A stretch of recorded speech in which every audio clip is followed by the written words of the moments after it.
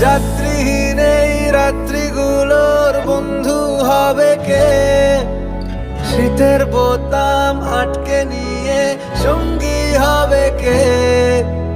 ওই পাথুরে ঝর্ণা জলের ঝিমঝিম উল্লাসে এক নিমেষে হাওয়ার ছোবল এড়িয়ে যাবে সে।